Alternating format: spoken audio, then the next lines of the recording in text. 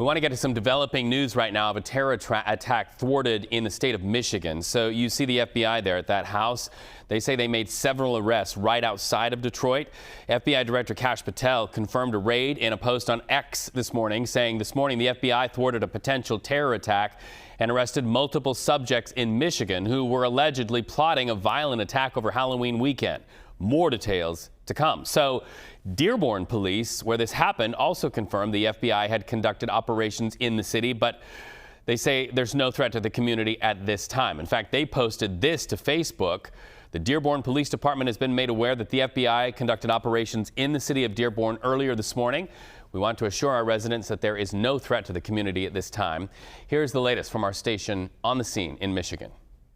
Well, Veronica, the FBI is still inside this home on Horger Street. This is directly across the street from Fordson High School. They've been going in and out of this home all day. They're currently searching cars in the driveway. Now, CBS has confirmed there were 5 individuals arrested between the ages of 16 and 20.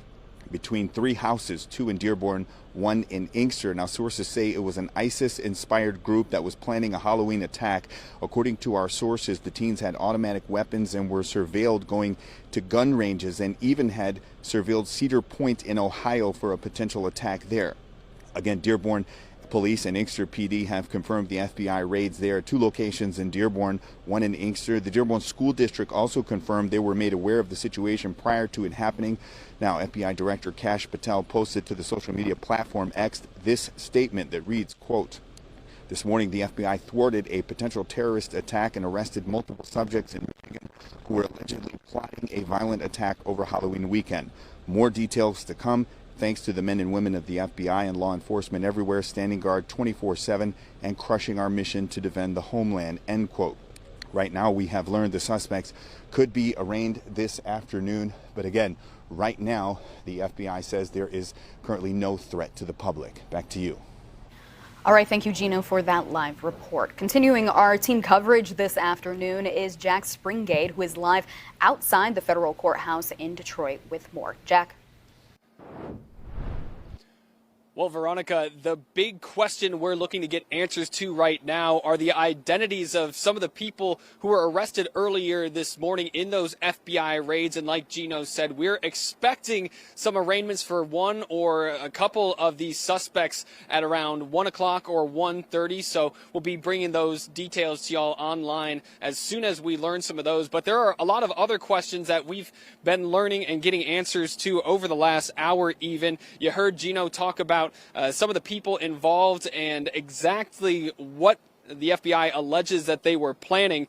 Now, one of the things that we also learned about why they're saying this was an ISIS-inspired group, what really put this investigation on their radar was after members of the FBI Joint Terrorism Task Force uncovered a plot as 2 teens were online in an ISIS chat room, and that's where they were talking about these plans that Gino was mentioning, and that's what prompted this morning's FBI operation and those raids in Dearborn as well as in Inkster. So hopefully around 1 or 1:30 we may be able to get some more information just about what tipped off police even more.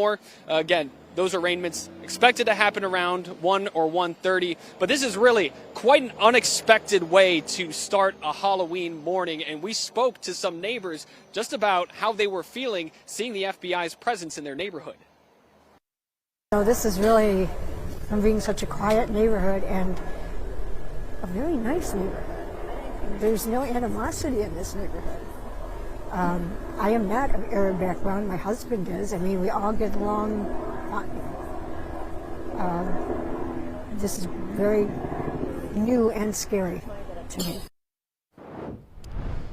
And this was quite the coordinated effort we're learning this morning, as well as not just, members of the FBI and Michigan State Police were on scene. This involved the FBI hostage rescue team along with SWAT teams from Cleveland, Chicago, of course, Detroit, Minneapolis, as well as Cincinnati. I'll be bringing you details up to the minute from the courthouse here as we learn more information coming from these arraignments this afternoon. But for now, reporting in downtown Detroit, I'm Jack Springgate, CBS News, Detroit. All right, so let's go to CBS News Justice reporter Jake Rosen following these developments from Washington. Jake, what are you learning? Well, Reed, like our colleagues in Detroit said, it appears that 5 people between the ages of 16 years old, so obviously some minors involved in this, and 20 years old were arrested today across Dearborn and a couple other cities and towns neighboring that for potentially plotting, or at least talking about plotting, a terror attack in the coming days and weeks. How much of that plot was actually concrete and how much had actually been planned out, our sources at CBS News have not been able to tell us much. It's very apparently, according to at least some sources, that there really was no full concrete plan for this attack, but at the same time, the FBI clearly had been monitoring certain individuals. Specifically, it appears like 2 teens who were in an ISIS-related or affiliated online chat room. At the same time, Reed, we know that potentially there could be court documents filed today. It's certainly possible that this is not filed and these cases are not actually built until over the weekend into Monday. Certainly more to come on that front. More to come. Glad it was thwarted. Thank you so much, Jake. We appreciate it.